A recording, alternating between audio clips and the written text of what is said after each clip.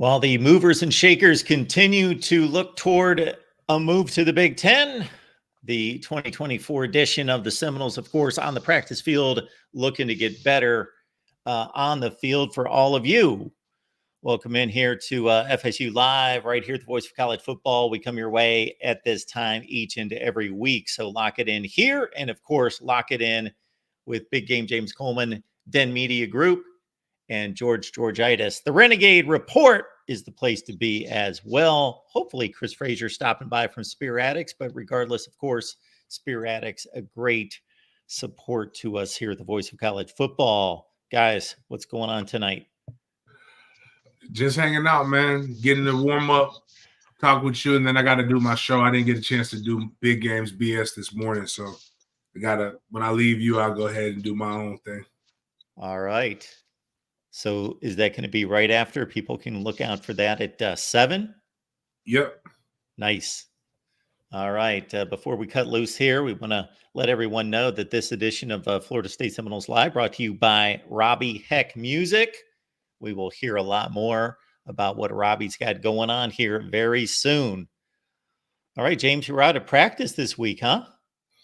Dang, that's crazy. It was last week, was it? This week, but got a chance again to check out the scrimmage. It was good and competitive. About right where you want to be. Practice 5.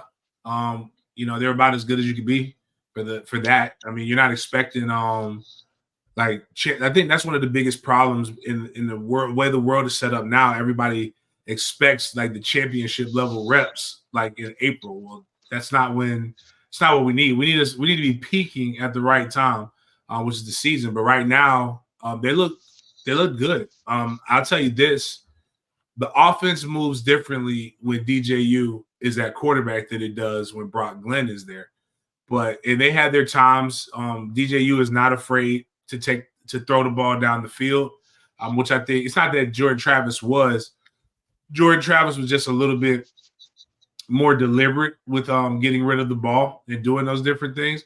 But I think DJU has no problem sitting there. And I was watching some film of the last time DJU played against Florida State. And when I'm watching that, I'm watching his footwork and him being able to avoid and manipulate the pocket just to be able to get that last second where Jay Trav, when he does that, man, Jay Trav's getting out of there, getting out of dodge, or he's moving to scramble to be able to get yardage. DJU is really just moving around the pocket to be able to throw it deep. And you're able to see that in that Thursday scrimmage. But I'd be remiss to just say that defense is just still lights out ahead of the offense. And here's the reasons why.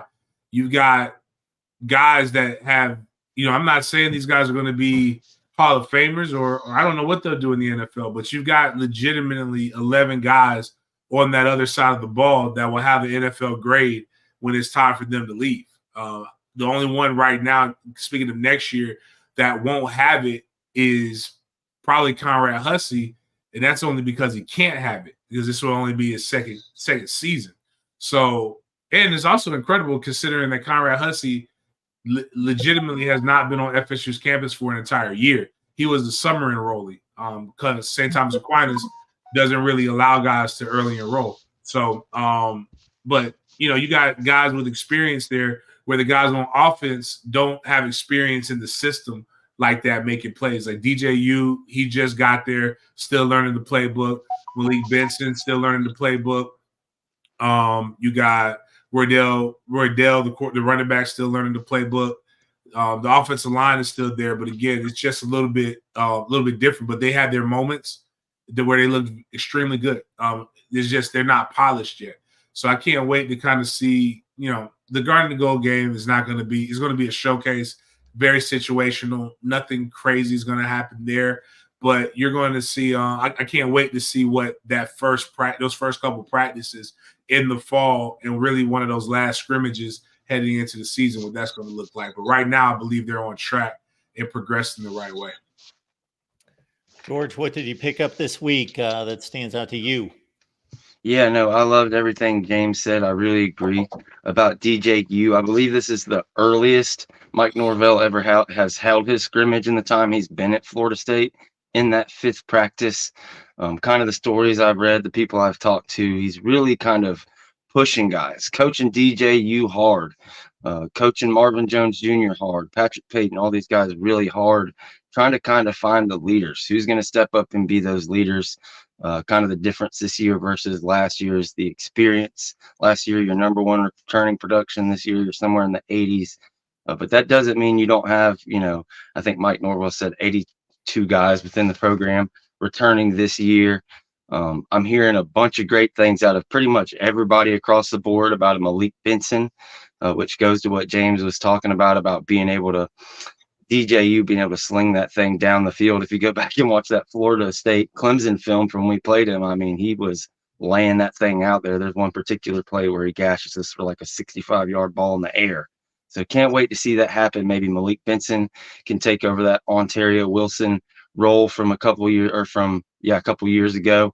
It's going to be a lot of fun. Of course, like he said, the defense kind of ahead of the offense at this point in time, but just hearing great things. Norvell has reiterated over and over again that this is kind of the strongest, fastest team. James mentioned Conrad Hussey and Shaheem Brown. I really think this is like, even though you had the like third secondary in the country and like all metrics, I think this DB unit is just by far and large another part of the team that's the best Norvell's had. And I really think Shaheem Brown and Conrad Hussey can be like the best safety duo we've had since at least Derwin James and LaMarcus Brutus, but maybe even farther back than that. I really think they have a chance to be special because Shaheem Brown to me is basically an NFL player that came back. Like he could have went and been a, second or third day pick, I believe, this year. And he's just been here since a freshman. He's a senior. He's going to ball out. And Conrad Hussey is just he was my big impact guy as a freshman, and all reports coming back from practice is that he's just absolutely balling out. There's an awesome picture that I think Clay Fink uploaded where he's like making an interception on Toa Fieldy where he's like 3-4 feet off the ground. So just really exciting stuff. The defense really killing it early on, and ready to see that spring game and get to see the competition because the athleticism and the depth is at a different level this year. So can't wait to see who steps up and really becomes a leader. Robby Heck is one heck of a Florida State football fan. He's also a good guy, and he's a great musician. So we've got a new single coming out called Warrior Chant by Robby. It's coming out on April 5th. So that's on Friday. And the song's going to debut. And right here on YouTube at 8:30 Eastern, we'll get you the link, get you all set up so you can catch Robby's debut of War Chant. It's all about the team in 2023, overcoming all that adversity, finishing undefeated. And hopefully this will inspire the Noles for 2024 as well. So check out RobbyHeckMusic.com to enter for a $200 giveaway. So the way you can lock in on that, there we go. So the giveaway, you watch Robby's new single, War Chant, you leave a comment. So we will get you set up. The links are already in the chat, but we will drop them again. Leave a comment and a like.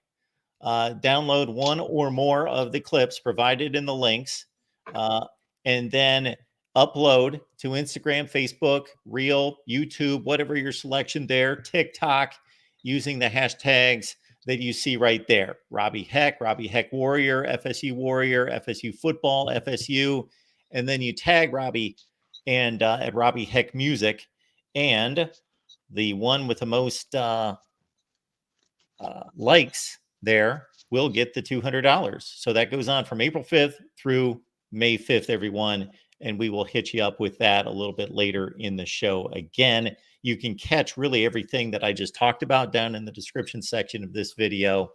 And you can grab all the links there. So it's War Chant right there. All right, guys. James, you had mentioned before we went to air that you looked over this article from, was it Andrea Adelson? Yeah. Okay, at ESPN, I have yet to look at that. But your impressions, and then George, I believe you also saw it as well. You know, she's an op. I want to call her that because she's still a part of that group that was, she didn't stand up for us when it mattered, but it was still very I thought I had it saved or retweeted it, but it was she shared in her tweet or in her article, excuse me, what Mike said to the team, and it was about overcoming things, still climbing, not letting this kind of define the team. But the whole concept of the article, and we've seen a lot of people go back and forth. We've seen the 63 to 3, the trolls to no end, but nobody's ever quite came out and said, hey, what do those guys really feel like?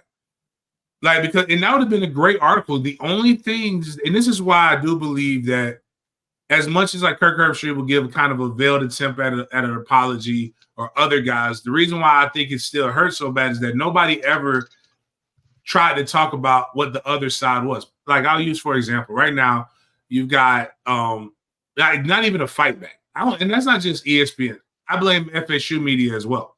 The first thing that should have happened should have been 247, the 247 Knowles, On 3 Knowles, War Chant.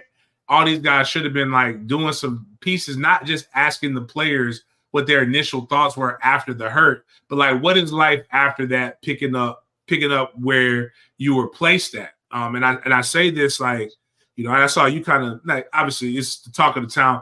You see people come out and say that, LSU ditched the national anthem, but then you saw LSU media immediately address that. Hey, this is their pregame routine.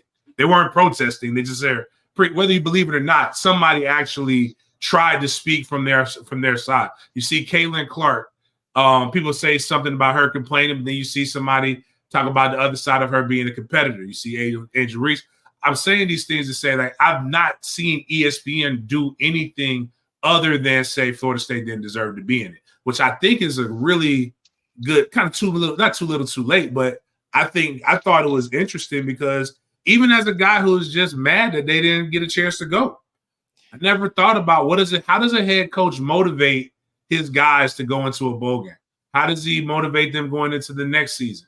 How do you motivate yourself? And that's really what the gist of the article was. And again, like I said, my initial impressions were that it's pretty good. I mean, I liked it. I liked where it was going, and obviously it's games still got to be played. You can't cancel the season, but I thought it was awesome. So before you go on this one, I have a question for both of you. So James, you said that Kirk Herbstreit had mentioned that he was going to apologize, or what was that? What's he? I would have to ask, what's he apologizing for? Is he apologizing because he thinks he made a mistake about who should have been in the playoff, or that he misrepresented Florida State's season, or?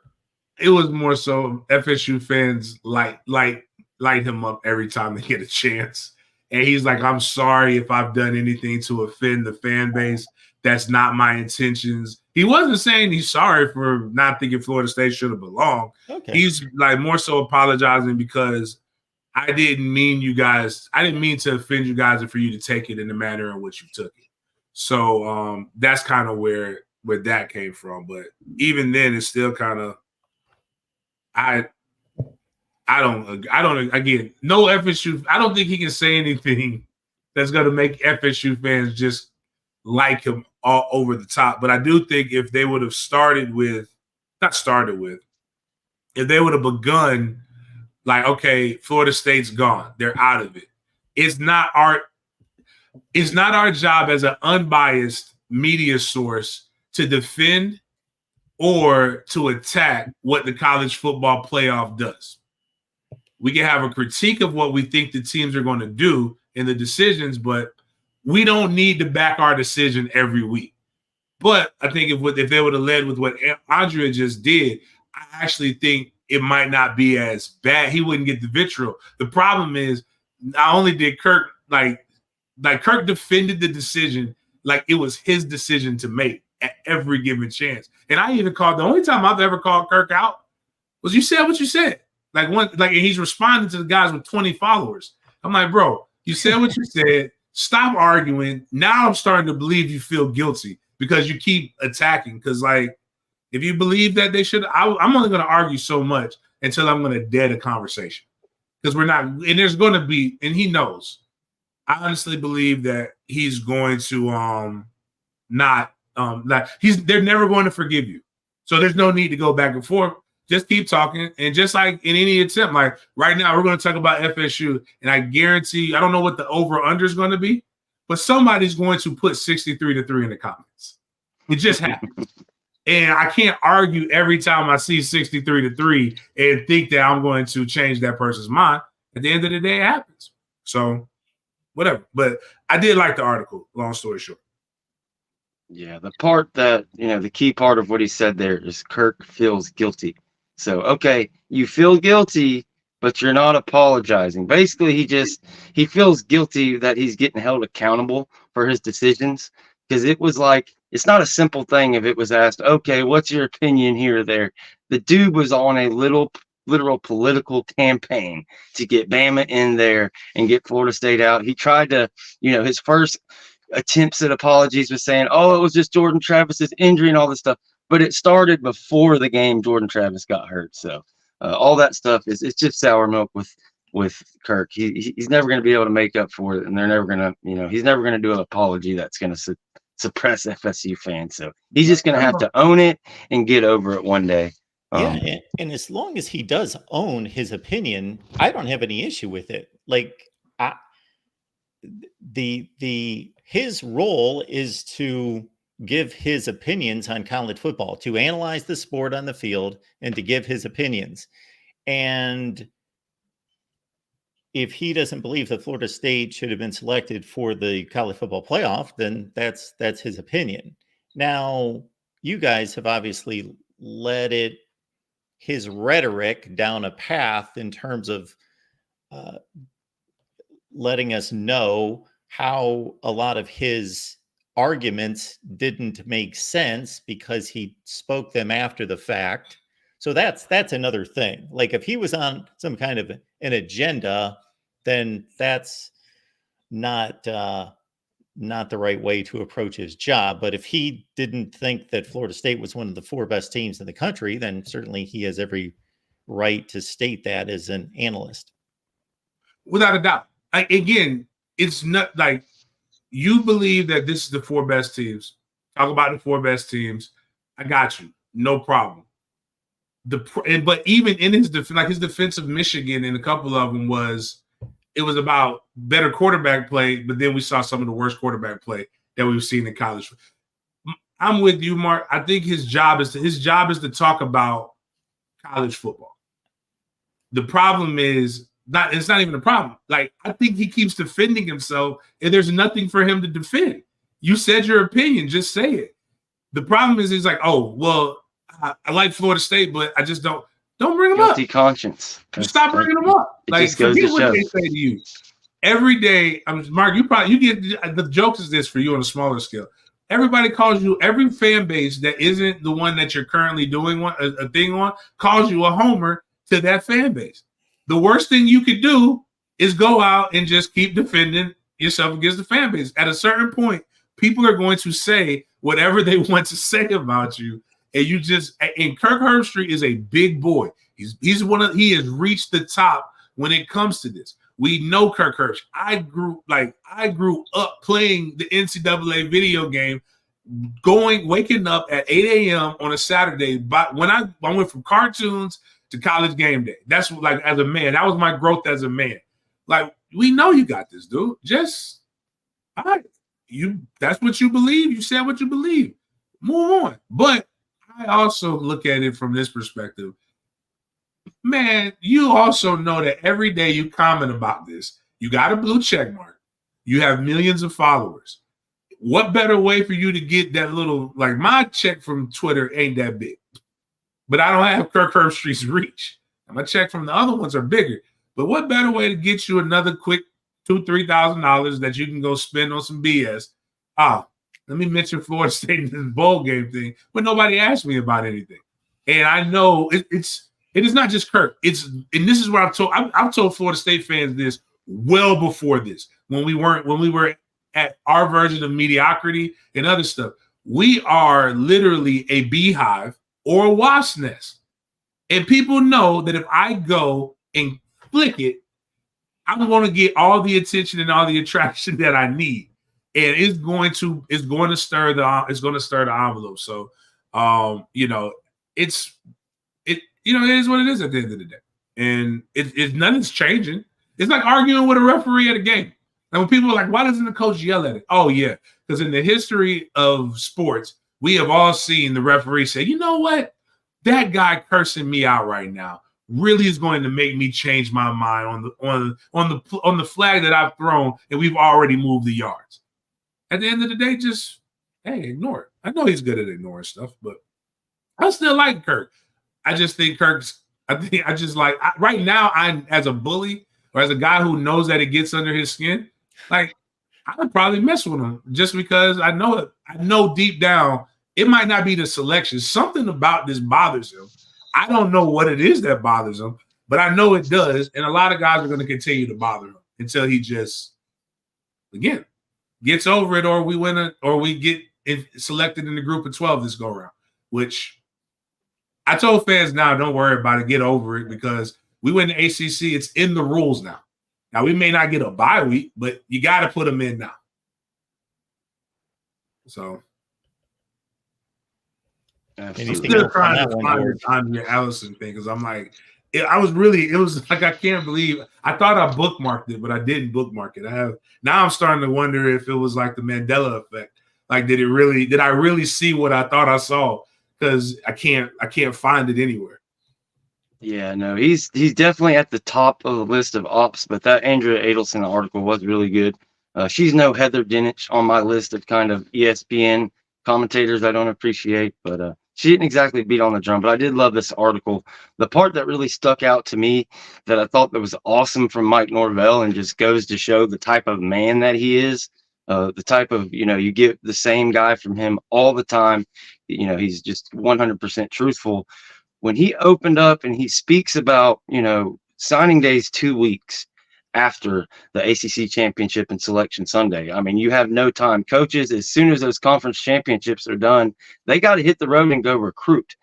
So James mentioned that Andrea actually shared the text message that he sent out to the players, telling them how he felt about the situation, how much he loves them and appreciates them, and kind of encourages them to not let it get him down and to keep working. But like you said, that was a text message. He had to hit the road. So he really contemplates, hey, in the future, if something like that ever happens again, even though it was a rare circumstance, maybe I should have stayed. Maybe I should have sent my assistants out, and I should have stayed with the team. Maybe the Georgia game would have looked a little bit different. Maybe I could have helped some of their mindsets and different things going forward. So I thought that was really awesome from him, and just goes to show how much he cares about his players. And she really got into the part again, like I think James is alluding to, and that we talked about off show. Like, nobody ever, gave the players a chance to like really speak their minds. It really goes into what Mike Norvell preached, and what, kind of the conventional wisdom has always been. They did everything. They checked all the goals, undefeated, conference champion. They kept pushing all those things, and they just did not get the carrot. They didn't get a chance to compete. So, I don't blame Norvell for not trying to push them to play in the game or whatever, and just to appreciate them and all that. But it was a very good article that I want everybody to read, and really kind of just made me respect Mike Norvell that much, kind of how he talked about that whole situation and how it went down. I found it. He said, this is what Mike said. He said December 4th, 2023. He's like, I'm so very grateful for you, and I'll never take one day for granted. But today we can stand up, stand tall, and go get better. A lot of ways to deal with adversity. You can stop, turn around, crawl under it, or try to avoid it. Keep your eyes up and climb over it. I love you guys more than you ever know. And do not let this world keep you from your potential, because they are not in control of our best, one day at a time. And then he said this for context. He put in an article, he's like, I tried to put my feelings out there for the team. I did it all through the week, trying to help connect with guys and some things that they were feeling, because I was feeling them as well. We tried to do our best. When you're not there, it's really hard. That's part of the gasoline of what made the time so hard. You're on a dead sprint, 2 weeks to sign a day, and we had to be in front of those kids too. But what if I would have stayed? It was a once-in-a-lifetime experience, because it never happened to anybody else at our level, and obviously it will never occur again. I think through all those things, how could it have been better? And I think a lot of people, again, go to the thing where you lost your quarterback, and that was a crucial thing. Jordan Travis, this team was not the same without Jordan Travis. Well, there's not a lot of good you could get in a 63-3 butt whooping, which is what it was. But what I do tell people is, when I saw the Brock Glenn, when I saw what happened in his development, even in playing in that game, statistically speaking, going up against a very dynamic Georgia defense, he put up better numbers than the two quarterbacks, like the Alabama quarterback, or the Alabama played Michigan. He put up better numbers than us. Again, not suggesting that he's better than them, but what I would argue is, right now everybody talks about Keon Coleman being a first-round draft pick as a wide receiver, at worst second. Everybody talks about Johnny Wilson possibly being a fourth-round pick, 4th to 5th. Same thing with Jaheim Bell.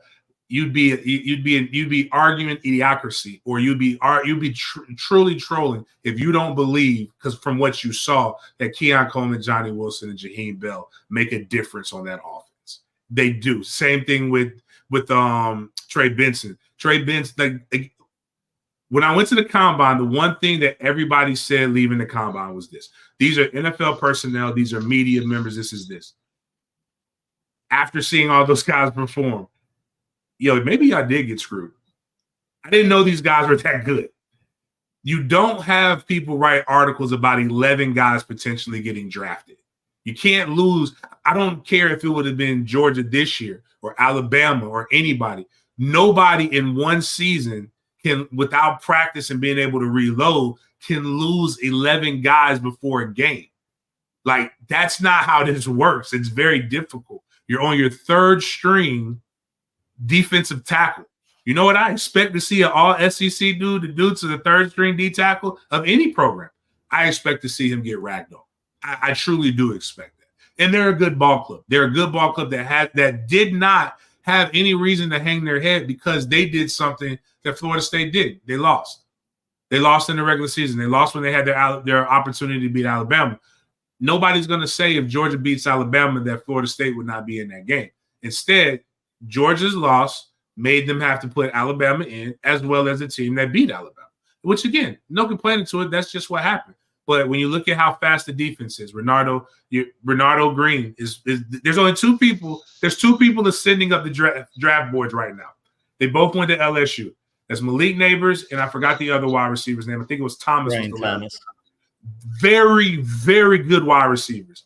I asked somebody, why are they ascending? Oh, well, they dominated the SEC is why they're ascending. I said, well, what game didn't they dominate? Well, that was the first game of the season, and but why are the guys who dominated the two best receivers in the draft, arguably, not ascending in the same way? And if you don't believe that Alabama has two better receivers than LSU's two better receivers, you're damn right. I think Florida State might have been pretty good against Alabama in that game. Not because of their offense, because the last 3 games of the season, they didn't perform well with the offense. The defense did it. And when we watched the games, there were great defensive matchups. That's what I actually enjoyed about some of the college football playoff games. So I say all these things to say is like, it's what's done is done. But I like the art. I like the article coming from the standpoint of how do you redeem it? How do you bounce back? And those guys did what was best for them. I don't have any ill will toward any of those players who decided, because they didn't come back to play in the Orange Bowl. They came back to play, shoot for a shot at the national championship. And they did. They checked all the boxes. And as everybody has said, and what makes it what made it bitter for Florida State fans is that it had never been done before, and there was opportunities to do it before. TCU, and then the argument that people used against Florida State was a team that won a playoff game. TCU, as bad as their butt whooping to Georgia happened, they beat Michigan, if I remember correctly, to get there. And actually 2 years before that, Michigan got their butts whooped in the national championship too. Again, the argument is they didn't get a chance. They didn't get a chance. They didn't win it. Michigan won it. Michigan was a damn good team this year. There's things I didn't think were great, but they're still a really, really good team. And, but we'll see going forward. Like, we'll have 12 teams. There's going to be blowouts in that. It's still going to be fun. But, that's why I did like the article, because, again, it came from a different perspective. That article right there, published December 8th, probably changes a lot of people's opinions on certain things. But it is a really, really good article. She just released it today. If you're an FSU fan, I encourage you to read it. If you're not, read it still. It's actually, it's very, very well written. She had a good premise and went with it. So, from an accountability standpoint, I contrast what you guys are describing out of Mike Norvell in that article versus your rival's head coach. His watershed public relations event of the year was not going to a knee against Georgia Tech to win a football game. And what did he do? He blamed the running back for not putting two hands on the ball. He said, "Oh, I didn't know that our offensive coordinator is supposed to know what the time." Like, he said everything but my responsibility. We teach two hands on the football, I think is what his first comment was. I blew it. My number one job on game day is to do everything possible to prevent us from losing a game. And I failed to do that. Yeah. But he didn't also, take it. I think it was the biggest troll he could potentially. I tell when Miami fans come at us and they say certain things, I say, you know what? I never realized how diabolical you guys are. And they're like, what do you mean? I said, you guys hate us so much that you knew you had absolutely no chance to play in the national championship. So you lost games on purpose to mess with our strength of schedule. So now that the Miami win doesn't look great at all. I was like, man, I've never seen anybody that's so hell bent on making sure we don't catch them with their rings that they'll lose on purpose, which is just my tongue-in-cheek joke. But accountability is that's why we've been doing this for time flies, Mark. We've been doing this for a while. But why, even when I was critical of Mike Norvell, and the reason why I was critical is because I interviewed Mike Norvell and I've listened to Mike Norvell. And I've gotten a chance to be around Mike Norvell.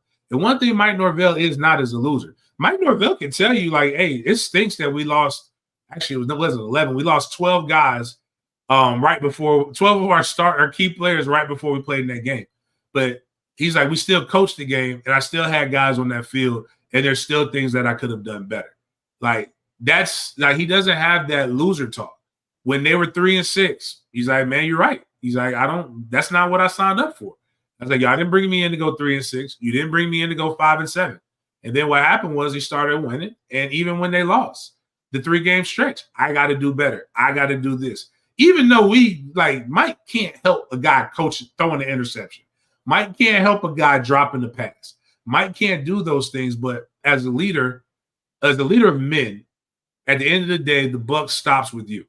And that's what made me, even in my critique, it's what made me always respect, is that I feel like if he continues to do what he's supposed to do, it's going to turn around, because he's an owner. He takes ownership. And it reminded me of a guy who, again, a rival coach who won a lot of games for that rival, but he did a lot of cheating. But me and my son were watching the documentary over the weekend.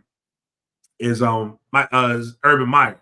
Urban Meyer said when he first took that job at Florida, he's like, I can't say these aren't my guys. These my guys. They became my guys the minute I signed that contract that paid me all that money. So these are my guys. And that's kind of like the way that's the only way to win is to take, or the only way to get men to buy into you is for them to see that you have that level of accountability, and you're not going to throw me under the bus the minute it doesn't go right, even though it was the running back's fault. 2 hands, never fumble. Fumbles are inexcusable. Like I don't like fumble. I tell my guys where I coach at, what my position coach used to tell me. He's like, Coleman, you ever fumble? Well, a couple things. He said, you ever fumble that ball, I'm going to send you back to Rockbrook, which is the neighborhood I grew up in, and I wasn't going back to that neighborhood. And then he also said to a walk-on, he said, if you fumble the ball, I want you to put on all your equipment, son. And I want you to run 85 all the way up to the top of the all 85 steps and just jump. Nobody's worth 2 fumbles. I said, geez, that it's extreme it is, but I understood that day I'd rather die than fumble the ball. And I never fumbled. We didn't have a lot of fumbles when I played.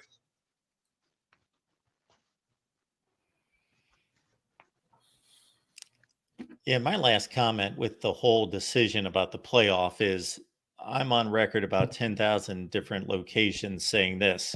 I in no way believe that Florida State was one of the 4 best teams in the country without Jordan Travis. However, I would have selected them to be in the playoff because they did what was required to go to the playoff. So my selection would have been pretty clear cut. You got 3 undefeated teams. You've got 2 other conference champions. They played. Texas beat Bama. You got 3 undefeated teams. You got 4 teams that go.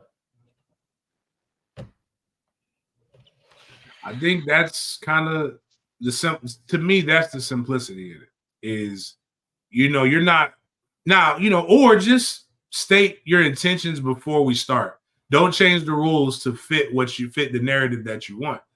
Like the job is who earned it. Like, am I the best, whatever, if I did everything, if I did everything what I was supposed to do and that everybody's qualified to do. Never mind. I won't say that example I was about to use because that can always get muddy the waters. But if I'm better, then I should just be it. You can't don't go and change the rules because you feel somebody else might be better. And again, it's not that I think Texas, I like what Texas did with Sark, but that's the real messed up part is you change the rules and neither team that you changed the rules for got in. And that's the only part that trips me out. And the justification was because of TCU, which I agree. TCU should never have been in the college football playoff, but they at least won the game and got the opportunity to get blown out of the national championship. But TCU didn't even win their conference. And they've used the reason why is because of their full body of work moving into that game. So they lost their conference championship game and still was afforded an opportunity to play in the college football playoff. So we've had 2 years, which again, I believe we got the rightful champion in the last 2 years. Michigan was the best. Michigan, I could argue if Michigan was the best team or not. Michigan won, and Michigan is the best team in the nation. Georgia won the year before, clearly the best team in the nation. I actually think Georgia last year was the best team in the nation too. But they didn't do what they were supposed to do to get the opportunity to earn it. I ain't crying about that. TCU probably shouldn't have been in there, but they got the opportunity to go in there. So, but I always tell people one thing, and I told some of the players that, and they definitely didn't like it. It's part of life. Life don't always go the way you want it to go. Like sometimes you can do everything the right way and still not get in. Only thing you can't cry about it, and what we used to say was don't let one loss turn into 2 losses, or don't let 2 losses turn into 3. Don't let one slight turn into a slide, because at the end of the day, just win next year and you get in. There's still things on the table that those guys could have won it. I kind of just really wish we weren't that good, like so that our guys could come back, because those guys performed obviously for the next level. They performed at a high enough level to where they didn't need anything else to prove by playing Georgia, which kind of put us in a bad spot. But I also don't blame Georgia. Georgia did everything you're supposed to do when an opponent takes that field. You're supposed to dominate them, supposed to whip their behinds, and that was a solid butt whooping. I could never get mad at a solid butt whooping. George, what's going on at the Renegade Report? Oh man, same as always. Tuesdays and Fridays normally at 7 Eastern, and Sundays usually somewhere around noon. We had a couple kind of later shows. There's been some bad weather, so I did a solo show. So go check that one out from yesterday. Really getting into the nuts and bolts of the entire ACC versus FSU and the rest of its members. So go check that out, and yeah, just join us on Tuesdays, Fridays, and Sundays. And yeah, I'm sure we'll be talking about that on here next. But yeah, it's at the Renegade Report. Y'all go like and sub. We've had about 150 to 160 people watching us, and only about half of those on YouTube. So this show going forward, we're going to also stream on Facebook and X, and when I can figure it out, Instagram. So for you folks who want to get a comment or question in, you got to join us on YouTube. So that's great that you're watching us on whatever platform that you want to. But if you want to make a comment or question, the super chat's available on YouTube. James, what's going on at the Den Media Group? Just trying to continue to grow. Continue to push. We'll have a show, Big Games BS. After we get done with this, probably around 7:30 after we get set up. Discussing, some of the things happening with FSU. Obviously, we'll talk about the most exciting moment in women's basketball history, well, college women's basketball history. Man, the views for that LSU. If you didn't watch the LSU Iowa game, or even the UConn USC game, man, I promise you, man, you missed out on some really good storylines. I've done this thing. The first time I did it was, I think, about 4 or 5 years ago, when they made a big fuss about disparity in women's sports impact. And then I was just like, well, what did the guys get paid when the NBA was around the same time as the WNBA? I was just curious, like 25 years in, what happened? And the numbers were actually, believe it or not, fairly similar. Then I looked at what happened to make the jump, to make the NBA more popular. And there was a white guy from Podunk, Indiana, that played for his home state, the home state school. And then there was a guy that played, a black guy, very charismatic, that played for Michigan State.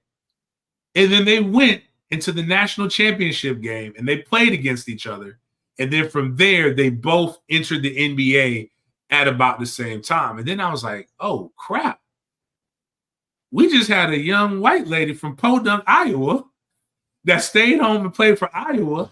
And then we had a black girl from Louisiana, that not from there, but played at Louisiana State, very charismatic, both pretty, both boisterous, both like to talk trash, and they're doing good and are getting me and other people. Like, so the NBA got women to come and watch at that time.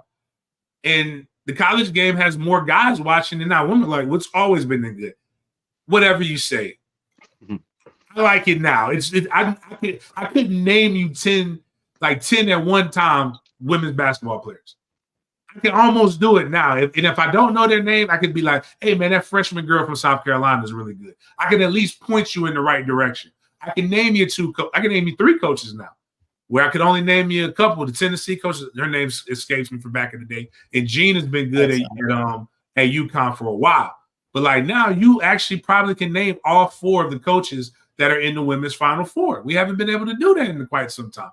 It's cool. So we'll talk about that a little bit, but we'll talk about the Jags in the NFC South and just college stuff again, just sports. My love for sports is the themes. You can always talk about sports year round if you understand the underlying themes and what makes us Americans. It's dope. Like, sports is the first thing I learned in my sports class, not psychology, I can't remember the name of it, but they're not professional sports, but my sports class when I was at Florida State was sports is a microcosm of society. So, which is why I always tell people when they say keep politics, you can't.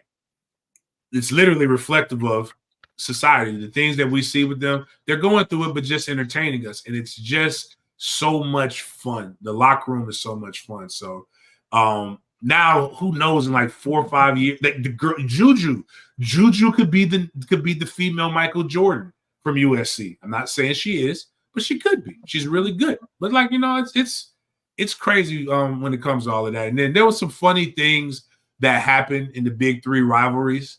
There was a young man, former veteran, decided to walk on Florida State's campus and in his rivalry gear.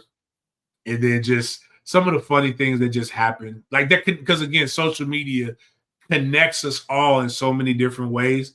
But then it's just like sometimes not all attention is good. So we'll get into those different things as we promote the tailgate for spring ball and a lot of other stuff, man. So I'm just having a good time and being able to call having an opinion a job. And unlike Kirk, I stand on all my opinions. So you might not like them, but you know what I do? After a certain point, I just mute conversations. I'm not going to go back and forth so I don't have to see it and be enticed to argue. But I love it, man. Well, we've talked a lot of women's basketball on our Iowa show, as you can imagine. When I say a lot, I mean like for a minute, because I don't really tolerate talking about other sports on here. Yeah, it doesn't interest me whatsoever. I like to tell people that the last time I watched a women's college basketball game, the last time I watched one ball go through a hoop, I was being paid for it. So when I got paid to cover women's basketball, that's when I watched it. But since then, no, thank you. Doesn't interest me. It ain't college. It ain't college football. I can tell you that brand much. Of basketball. So I just, it doesn't interest me. I don't care. But that's great for them. That is good for them, and that's a good analogy to make between Larry Bird and Magic Johnson. Who knows? I just happen to like Larry Bird and Magic Johnson and just a bunch of like just more nostalgia, even though I can't sit here. I mean, I was a pup really coming into my own dream team and all of that other stuff. So that's the only thing. Ain't like I sat there. I mean, I wasn't even alive when they played in that game. I watched that championship game you're talking about. Yes. Yeah. And but that's the stuff. And then it's like I love it. Hopefully later shows typically bring more comments. So again, like Mark said, Mark's using a rule that he probably didn't even know I have. We will have it on X. We won't have it on Facebook, but we'll have it on X. But if you want to comment, you got to go to YouTube. I'm not answering any questions unless because YouTube pays. X doesn't. I need you boosting the algorithm over there on X. And so like we can push the topics and the conversations to go to wherever. So, and shout out to Robby Heck too. Again, Robbie's good people, man. I like yes, Robby. Sir. Yeah, that is an awesome song. Can't wait for that to come out for him. We will hit up Robbie's situation and what he's got going one more time. But before we do, George, we got less than 3 weeks, about 2.5 weeks to the spring game. What do you think's important for this team to get done in the next 2.5 weeks? Well, we kind of what I mentioned earlier. I thought you might want to talk about the Big Ten thing for a minute before we got out of here. But as far as the team, it's early on. The defense is ahead. Really want to see that offense come together. Want to see DJU connecting with those different wide receivers. Want to look at linebacker. I want to see, is Sean Murphy going to be that dude? Can he step up and DJ and him kind of really just take over? Those are a couple things I'm looking at. How's Brock Glenn look? He's looked a lot different, coming into his second year of preparation. The defensive line across the board, there's a lot of new faces in there, from Siona Lolahea to Grady Kelly to Marvin Jones Jr. To Tomiwa Durajaye. So there's just a ton of fresh faces this year as opposed to previous years. So yeah, just really excited to see those guys get out there and compete. And then of course you have another transfer portal that opens up post spring. So let's find out who's going to stick around. You've got places like slot cornerback, or there's a logjam there. You've got Greedy Vance, Kevin Knowles, Earl Little Jr., and also some younger guys really battling for that position. So does one or two of those guys take off? We'll see. But yeah, those are, I guess, the main kind of points. I'm really, really excited. Again, like I mentioned, Malik Benson is somebody I'm looking at. Roydell Williams at running back is another guy. I can't wait to see him tote the rock, and just see that offensive line and defensive line grow up and see who's going to be a leader over there. All right. Yes, Robby Heck. James mentioned him, and I know George is stoked for this. So April 5th is the big premiere. New single, Warrior, War Chant. This guy's an FSU fan to the hilt. It's coming out on YouTube on Friday, April 5th, 8:30 Eastern time, talking about Florida State's triumphs from the 2023 season, coming through all that adversity to finish the regular season 13-0. So please join Robby there. And also, we want to let you know about the $200 giveaway as well. I need a graphics producer. There we go. Unfortunately, I can't see it. There we go. So this is how you win $200, and you support Florida State, you support Robby, but you can win $200. You watch Robby's new single, War Chant. Leave a comment and a like. Download one or more of the clips provided in the links that we have left there in the chat, and they're also down below in the description section of this video. And upload as an Instagram, Facebook Reel, YouTube Short, or TikTok using the hashtags that you saw right there. And there you go. All right. Let's see. Where are we? We've got a few more minutes. Yes. What is the latest, George, on possible movement to the Big Ten? With just a lot of dates. The very latest thing, Chris and James talked about it on their show Thursday. It's kind of there's a date of June 30th. That's when Cal, SMU, and Stanford are like pushed in as full-fledged members of the conference. So currently, all it would take would be 7 ACC teams to withdraw to try to exit for the conference to dissolve. Well, past June 30th, it would move up. It might be 8, possibly 9 teams that it would take. And when you take into account, those 3 teams that added, it becomes, a hard bridge to get to. So really that June 30th date has stuck out when you hear kind of what we were talking about earlier in the week, the rumor that we kind of all, or I'll just speak for myself, that I believe 100% is true, that ESPN has already informed the ACC that they do not plan to extend them as things stand now. And don't mistake me. ESPN hasn't made a proclamation, put something in writing, did some kind of release saying we will not extend the contract.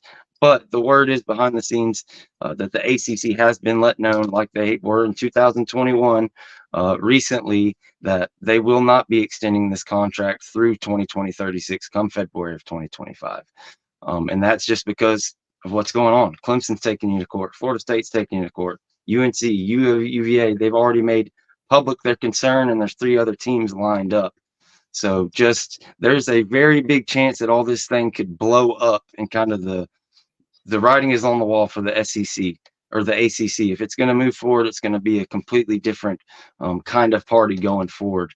And also, of course, the March 2020 or 22nd court date that happened in North Carolina, we're waiting on that verdict any day. So any day, FSU versus ACC in North Carolina, we're going to get that verdict. It could be today, tomorrow, Friday, because you turn around and I believe it's Monday.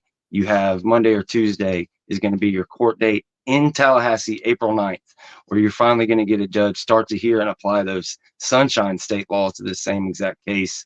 And again, with all the different amendments, all the different piles of information, it's just really not looking good for the ACC, and really just a lot of big dates coming up, and really excited to see what happens next. What do you say, James? Anything else on this matter? I mean, I just think right now it's just wait and see. Who else is going to fall? North Carolina is really trying to play the sidelines to see what's going to happen, to see what they do with that. I mean, if it's North Carolina, which would be a bit of irony, North Carolina goes, NC State might end up having to follow suit because of the way that their college and university systems are paired up. And what you may end up having is, once they see that, is enough universities trying them in court to where now all of them can literally just say, well, we're going to vote to dissolve, because you may have enough members to be able to go and dissolve the conference. But I think the ACC is really going to lean to see what's going on here in North Carolina. I think if they get a motion to stay or dismiss, either or, I think you may see the ACC kind of go to where, all right, we're just ready to settle and get this over with. Or if we got, like I said, I don't know about the rumors. I know George and Chris have talked about those things, and I would love to see that be true. Because if the ESPN has already said what their plans are post 2027, the damage is already done, and what they need to be doing is trying to get the conference secure enough and settled enough to where they can actually be a viable conference. Because I do think, for at least the not too distant future, the ACC could continue to be a three, the little two. You have the power two, and then you have the little two with them in the Big 12. And I think them winning, the winner of that, could pose a great opportunity to be able to get into the college football playoff, even though the payout is a little bit lower than the guys who from the power two would get. But I think that's just all that they should be fighting for right now. I think they're fighting the wrong fight. And the longer they fight this, the less likelihood the conference is going to be strong. So, and, either way, like, I'm just prepared for this season. Like, my first take after the first practice I watched, and then after the scrimmage, I said, well, I went on ahead, and I know other rivals are going to use this, but they don't like it. I don't care. I went on ahead and booked my room in Charlotte at the Marriott City Center, so where I stayed at last time. Had a great time, walking distance from the stadium. I'm already booking my room, and I might even put tailgate tickets up for us to be able to go there. Not sure if we'll win, but I definitely do believe strongly that Florida State will be able to play in their final season in the ACC. So just before we get out of here, because I know we're almost out of time, for the people that are skeptical of, whether this is true, that the ESPN has really said this to the ASPN or ACC, just here's food for thought, okay? What we know to be a fact is that February by 2025, that's when ESPN has to decide if they're going to extend to, from the 2027 to 2036. Does anybody, and none of us here are lawyers, but we've spoken to lawyers. What is the possible path for the ACC to have its court problems settled by February of 2025, where ESPN can say, okay, we know Clemson and FSU are in, we're going to go forward and extend it? How could that possibly happen? Well, I don't see a possibility under the sun, because what happens is if Florida State loses, then you go to federal court. And if you go there, then you go to the Supreme Court. So that's just, for that to happen in whatever 10 months that they have to make this decision, it makes perfect sense that ESPN would say, look, unless some divine intervention comes, you're able to tell FSU and Clemson you can give them 30% each and add Notre Dame. Like, as it's, standing right now, it's not going to go forward. And the implication is that the ACC does not pass this information on to its members, therefore keeping them in the dark, just trying to get past this June 30th date, along with everything they've done. They were hoping they could get past February 2025 and just, bam, go to court on the merits of getting that grant of rights paid for that extra 10 years. But unfortunately for them, it didn't happen. They got their bluff called. And me, Chris, James, we've all been talking about this stuff. Believe it or not, but not one of these rumors has been wrong yet. They just keep coming out a couple of days after we do the show. So we'll see what happens. I've got my 2024 college football coaches rankings available. Maybe I'll show those to these guys next week, and we'll see if they approve of where I've got one Mike Norvell ranked. As long as it's top 5, we're good. Top 5? Okay. We'll see. We will see. Let's hear a cut from Robby Heck. Let's hear this new fight tune. For 30 minutes. Everything that we have, you control you, right? Everything we got, details, discipline, fundamentals, technique. This is why we train the way that we train.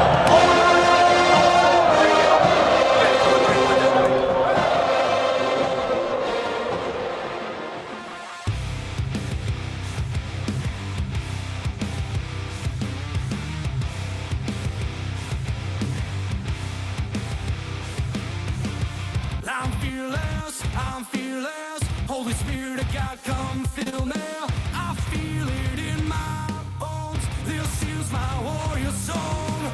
I'm fearless. I'm a child of God, come with me.